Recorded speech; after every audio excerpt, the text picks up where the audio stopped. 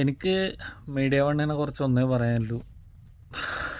നിങ്ങൾക്ക് ഭയങ്കരമായിട്ട് വികാരവും കാര്യങ്ങളൊക്കെ ഉണ്ടെങ്കിൽ സത്യം പറഞ്ഞിട്ടുണ്ടെങ്കിൽ നിങ്ങളായിട്ട് നുഴഞ്ഞു കയറാൻ നോക്ക്.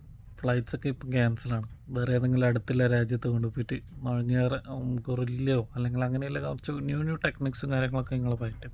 മീഡിയ വണ്ണ് സത്യം എനിക്ക് വിഷമം തോന്നുന്നു. നിങ്ങൾ പറഞ്ഞ് എന്ന് പറഞ്ഞിട്ട് എല്ലാ ആൾക്കാരും ഇല്ലാണ്ടാക്കുന്ന കാര്യത്തിൽ വിഷമിക്കണോ അതോ ചിരിക്കണോ സന്തോഷിക്കണോ എന്നുള്ള ഡൗട്ടിലാണ് ഞാൻ നിൽക്കുന്നത്. ആദ്യം ഞാൻ കുറേ വീഡിയോസ് കണ്ടിട്ടുണ്ടായിരുന്നു. ഹമാസിനെ കുറിച്ചായിരുന്നു. ഹമാസ് അങ്ങനെയാണ്, ഹമാസ് ഇങ്ങനെയാണ്. നിങ്ങളെ ഒക്ടോബർ 7 കുറിച്ച് നിങ്ങൾക്കൊന്നും പറയാനില്ല. പോട്ട് നിങ്ങളെ ചാനൽ എങ്ങനെയാണെന്നുള്ളത് നമുക്കറിയാം, മനസ്സിലായില്ലേ? I don't care. ഹമാസ് എങ്ങനെയാണെന്ന് പറഞ്ഞു. ഓക്കെ, ഹമാസിന് അതിന് ശേഷം കൊടുത്ത് പത്തിക താഴ്ത്തി. പിന്നെ യഹിയ സിൻവർ വന്നു. യഹിയ സിൻവർ അന്നേരത്ത് പറഞ്ഞു യഹിയ സിൻവർ ചെറിയ മീനല്ല, വലിയ മീനാ. എന്താടേ വരാലും സ്രാവാണോ വലിയ മീൻ എന്ന് പറയാൻ? അത് കഴിഞ്ഞ് ഹിസ്ബുള്ള വന്നു. എല്ലാ ടെററിസ്റ്റ് ഓർഗനൈസേഷനെയും നിങ്ങളിങ്ങനെ സപ്പോർട്ട് ചെയ്യുന്നുണ്ടല്ലോ, എല്ലാ കത്തിക്ക് തീരുന്നുണ്ട്.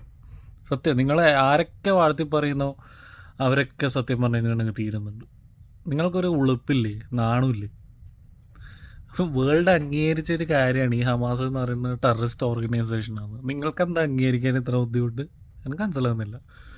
എടോ 10-100 ലോ ക്വാളിറ്റി റോക്കറ്റും കാര്യങ്ങളും ചോറെന്ന ബുദ്ധി ഉണ്ടെങ്കിൽ മനസ്സിലാവടോ.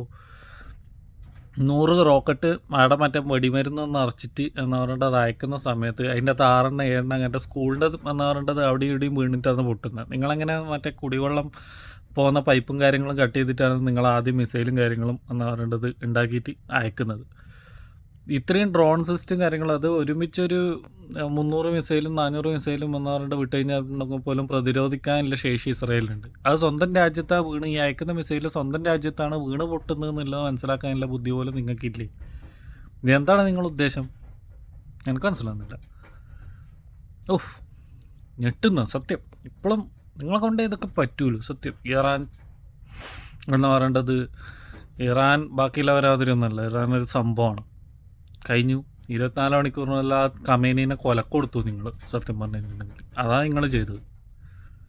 അപ്പോൾ ആ മനുഷ്യനെ നിങ്ങൾ കൊലക്കൊടുത്തിട്ട് 48 മണിക്കൂറാകുമ്പോഴേക്കും കുറേ എണ്ണം മേധാവികളെല്ലാം ഇവരങ്ങ് തട്ടിക്കളഞ്ഞ്. ഇനി എന്ത് പറഞ്ഞ് പിടിച്ചേക്കും മീഡിയ വണ്ണേ എല്ലാ ന്യൂസ് ചാനലിലും ഞാൻ കാണുന്ന ആയത്തുൽ ഖമേനി കൊല്ലപ്പെട്ടു അത് ഇത് എന്ന് പറഞ്ഞിട്ട്.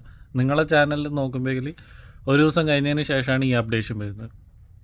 നെതന്യാഹുവിന് എന്ന് പറഞ്ഞിട്ട് പരിക്ക് പറ്റി കഴിഞ്ഞിട്ടുണ്ടെങ്കിൽ നിങ്ങളുടെ ചാനലിൽ വേണമെങ്കിൽ പറയും നെതന്യാഹു കൊല്ലപ്പെട്ടു. എന്താടോ ഇങ്ങനെ? എന്ത് വർഗീയതയാടോ നിങ്ങൾ വരുത്തുന്നത്?